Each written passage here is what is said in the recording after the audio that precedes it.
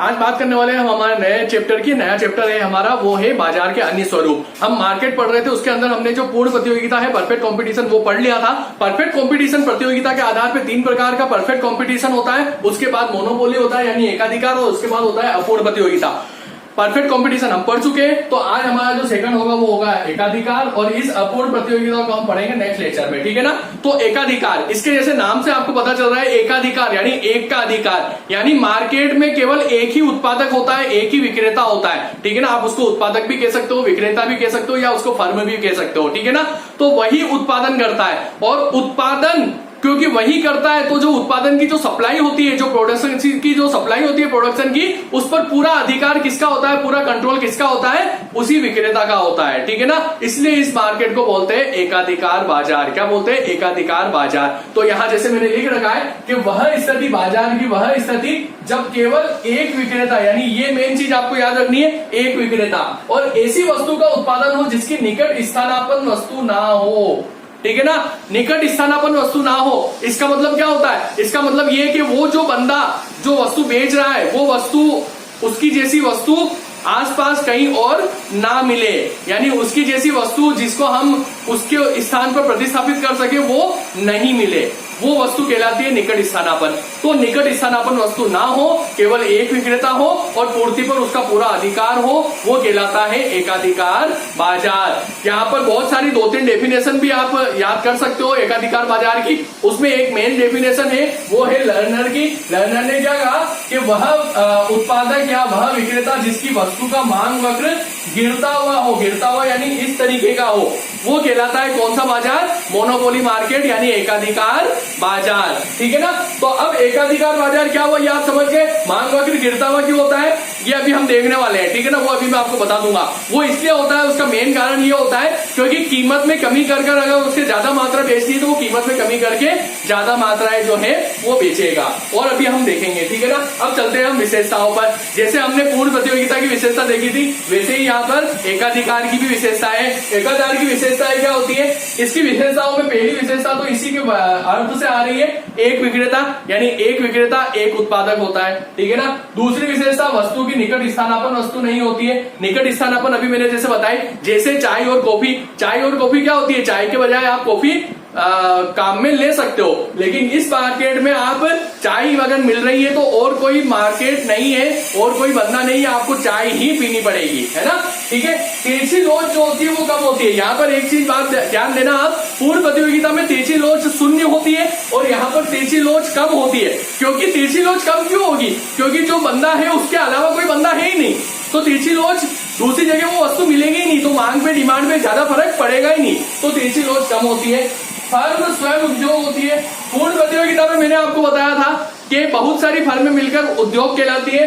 यहाँ पर फर्म केवल एक होती है, उसे आप फर्म भी कह सकते हो, उसे आप उद्योग भी कह सकते हो, यानी फर्म और उद्योग में कोई अंतर नहीं होता है। मांग वक्र ऋणात्मक होता है, यानी गिरता हुआ, जैसा मैंने अभी यहाँ आपको बताया। क्यों होता है ये भी बताया, और अब यहाँ पे हम वक्र बनाएंगे तब आप देख लेना, ठीक है। कीमत या पूर्ति दोनों में से एक का निर्धारण ही कर सकता है उत्पादक, ठीक है ना। उत्पादक जो है एक समय में या तो कीमत में परिवर्तन करेगा या फिर सप्लाई में परिवर्तन करेगा, एक समय में वो दोनों में चेंज नहीं कर सकता, ठीक है ना। उद्देश्य क्या होता है उत्पादक का? अधिकतम लाभ कमाना। एकाधिकार उसका अधिकार होता है। पूर्ण प्रतियोगिता में तो क्या होता है? कीमत स्वीकार करनी पड़ती है। यहाँ पर उसका अधिकार है, यानी उसका उद्देश्य क्या होता है? उसका पर्पज ये होता है कि वो अधिक से अधिक क्या जमाए? प्रॉफिट कमाए, ठीक है ना। लास्ट जो विशेषता है इसको ध्यान से समझना, उद्योग में प्रवेश जो है वो अवरोध होता है, यानी उस पर रुकावट होती है उद्योग में, यानी कोई और प्रवेश मार्केट में नहीं कर सकता। अगर उद्योग में कोई और प्रवेश कर देता है तो एक विक्रेता नहीं 2 विक्रेता हो जाएंगे, 2 हो गए तो वो एकाधिकार नहीं कहलाएगा, वो द्वाधिकार कहलाएगा, ठीक है ना। तो ये अवरोध क्यों होता है? यह अवरोध वित्तीय हो सकता है, यह अवरोध संस्थागत हो सकता है, यह अवरोध आर्थिक हो सकता है। इनसे भी 1-1 नंबर के क्वेश्चन हो सकता है आपके बन जाए। वित्तीय अवरोध का मतलब, क्योंकि जो एकाधिकार जो बंदा होता है उस बंदे के पास इतनी पूंजी होती है कि दूसरे बंदों के पास वो पूंजी कलेक्ट करने में वो असमर्थ रहते हैं, तो वो उस मार्केट में नहीं आ सकते।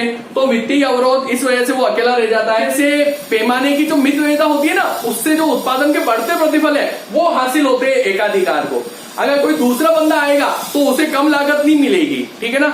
और संस्थागत में जो सरकार होती है ना, वो कितनी बार बहुत सारी फर्मों को पेटेंट अधिकार देती है, तो वो पेटेंट अधिकार की वजह से सिर्फ उसी बंदे को वो वस्तु का उत्पादन करने का अधिकार होता है, ठीक है ना। तो ये तीनों अवरोध होते हैं, ठीक है। उसके बाद यही अवरोध जो होते हैं, इनके कारण क्या होते हैं ये भी मैंने यहाँ लिख रखे हैं, ये भी एक एक नंबर में पूछे जा सकते हैं, जिसको हम एकाधिकार के स्रोत भी बोल सकते हैं। यानी एकाधिकार क्यों पनपता है, एकाधिकार जो है वो क्यों बना रहता है, ठीक है ना। तो उसका एक तो कारण होता है कच्चा माल, एक होता है पेटेंट अधिकार, एक होता है कम लागत। कच्चा माल यानी जो बंदा जानता है मार्केट के बारे में सब कुछ, वो कच्चा माल जो है वो कम पैसों में कम लागत पर अपने यहाँ पे मंगा लेता है। दूसरा पेटेंट अधिकार जो कि सरकार देती है, जो मैंने अभी आपको बताया, संस्थागत अवरोध, ठीक है ना।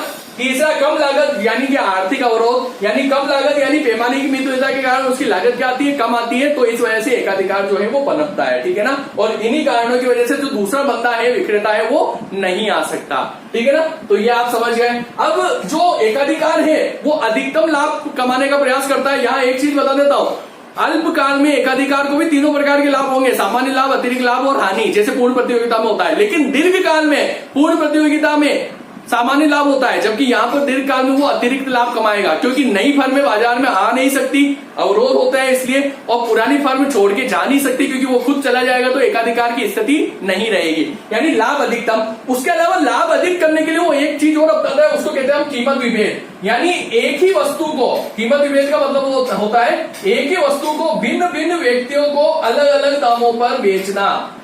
मुझे 10 रुपए में दी, किसी और बंदे को 12 में दी, किसी और को 15 में दी, किसी और को 20 में दी, यानी कीमत विभेद, यानी प्राइस एक तरीके से वो चेंज कर करके बेच रहा है एक ही वस्तु को, सेम वस्तु को, उसको कहते हैं कीमत विभेद। इससे भी वो लाभ कमाना के उद्देश्य, लाभ कमाने के उद्देश्य से ये कीमत विभेद वो अपनाता है, ठीक है ना।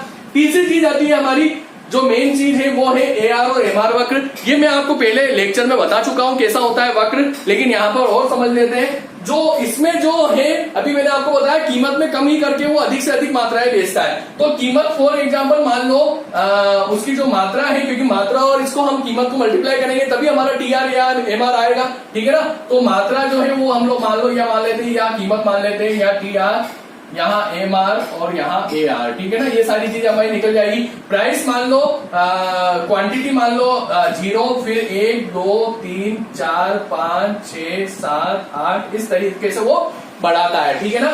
प्राइस जो है जैसे जैसे वो क्वांटिटी बढ़ेगी वैसे वैसे वो प्राइस में कमी करेगा, प्राइस में कमी करके ही वो अधिक मात्राएं बेच सकता है, ये ध्यान रखना आप एकाधिकार में। यानी यहाँ पे मान लो उसकी कीमत 9 थी, फिर वो कम करी 8 करी तो क्वांटिटी 1 हो गई, फिर कम करी तो क्वांटिटी 2 हो गई, फिर कम करी तो क्वांटिटी 3 हो गई, फिर कम करी, फिर कम करी, फिर कम करी, फिर कम करी और फिर कम करी। अब यहाँ देखिए टीआर क्या होता है, इन दोनों को मल्टीप्लाई होता है, यानी यहाँ 0, 8 एकम 8, 7 दूनी 14, 6 तिया 18, 5 चौक 20, 4 पंजे 20, 6 तिया 18, 7 दूनी 14 और 8 एकम 8, ठीक है ना। ये इस तरीके से टीआर निकलेगी। इसका अंतर जो होगा वो एमआर हो जाएगा, यानी यहाँ 0, यहाँ पे 8, 8 से 14 6, यहाँ आप 10 भी कर सकते हो, कुछ भी कर सकते हो, 0 भी रह सकता है, 6, 14 से 18 4, 18 से 20 2, 20 से 20 0, 20 से 18 -2, 18 से 14 -4, 14 से 8 यानी -6, ठीक है ना।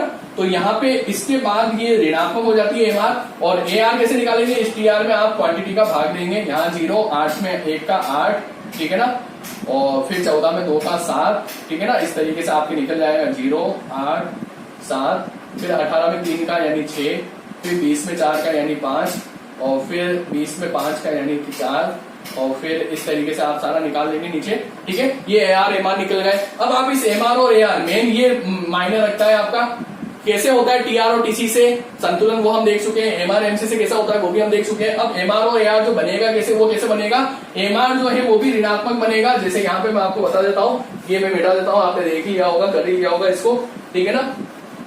जो एमआर और एआर वक्र है, आप इस तालिका को लेते हैं तो भी ऐसे ही बनेगा, नहीं लेते हैं तो आप डायरेक्ट अगर बनाना चाहते हैं तो इस तरीके से आप गिरता हुआ ये एआर वक्र होगा, और यहाँ पे ये ऋणात्मक होता हुआ ये एमआर वक्र होगा, ठीक है ना। एमआर वक्र जो है वो एआर से नीचे रहेगा, ठीक है ना। यहाँ देखिए आप यहाँ 8 8 है पहले तो, फिर बाद में ये 7 है, ये 6 यानी ये नीचे, फिर 6 और 4 यानी ये नीचे, 5 और 2 ये नीचे, 4 और 0 ये नीचे, ठीक है ना। तो इस तरीके से होगा।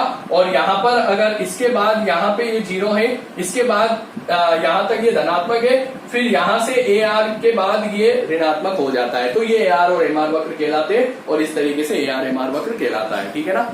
ये सारी चीजें मैंने आपको बता दी है। ये हुआ आपका मोनोपोली मार्केट। इसके बाद जो हम पढ़ेंगे वो पढ़ेंगे अपूर्ण प्रतियोगिता यानी इनपरफेक्ट कंपटीशन। उसमें 2 मार्केट है, अल्पाधिकार और एकाधिकारात्मक, दोनों ही हम पढ़ने वाले हैं, ठीक है ना। ओके, ओलिगोपोली और मोनोपोलिस्टिक। आज के लिए इतना ही, धन्यवाद।